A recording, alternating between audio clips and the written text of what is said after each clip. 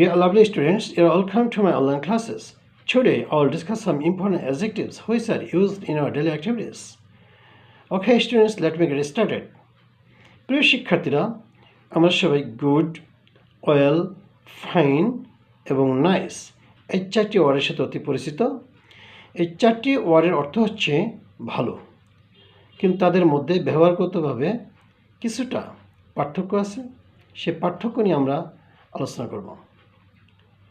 সাধারণত কোনো ব্যক্তি, বস্তু বা প্রাণীর ভালো গুণাগুণ প্রকাশের ক্ষেত্রে অথবা মান প্রকাশের ক্ষেত্রে আমরা গুড ব্যবহার করি।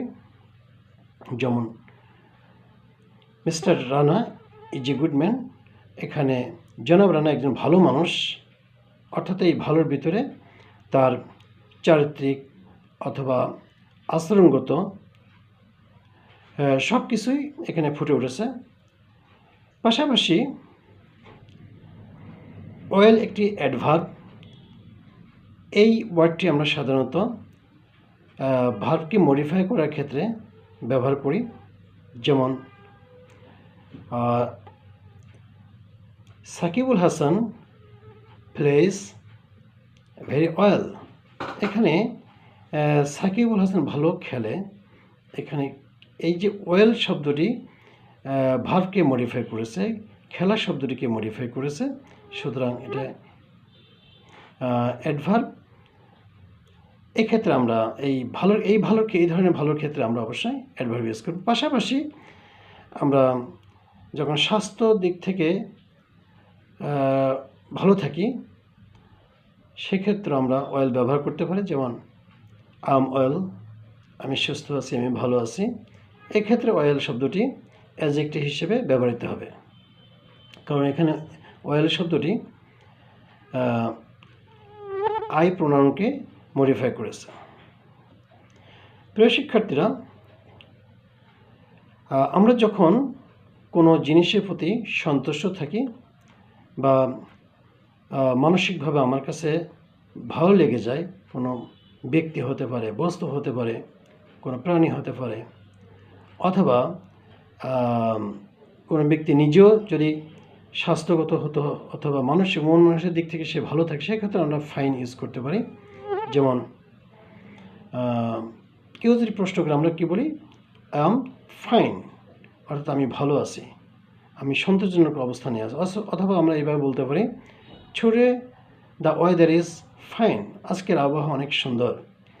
এখানে আবহাওয়ার একটি সন্তোষজনক অবস্থা প্রকাশ পেয়েছে। এবার আমরা নাইস নিয়ে আলোচনা করব। সাধারণত সৌন্দর্যমণ্ডিত কোনো কিছু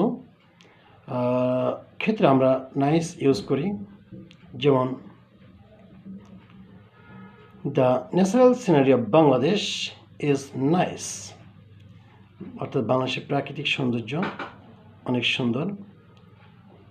the scenery of the river is nice, or the sky is nice. তাহলে এখানে নাইসটি ব্যবহার করা হয়েছে সাধারণত সৌন্দর্য প্রকাশের ক্ষেত্রে। প্রিয় শিক্ষার্থীরা, আমরা আরও দুটি ওয়ার্ড নিয়ে আলোচনা করব। সেই দুটি ওয়ার্ড হচ্ছে হ্যান্ডসাম এবং বিউটিফুল।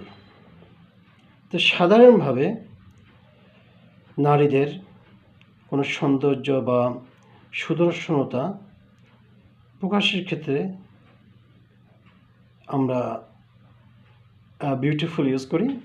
যেমন দ্য ওম্যান লুকস বিউটিফুল, অর্থাৎ মহিলাটিকে দেখতে সুন্দর দেখায়। আর পুরুষের ক্ষেত্রে আমরা ব্যবহার করি হ্যান্ডসাম। যেমন Kamal is a handsome person, Kamal একজন সুদর্শন ব্যক্তি। তো প্রিয় শিক্ষার্থীরা, আশা করি তোমরা বুঝতে পেরেছ। Have a nice time. ফি আমানিল্লাহ।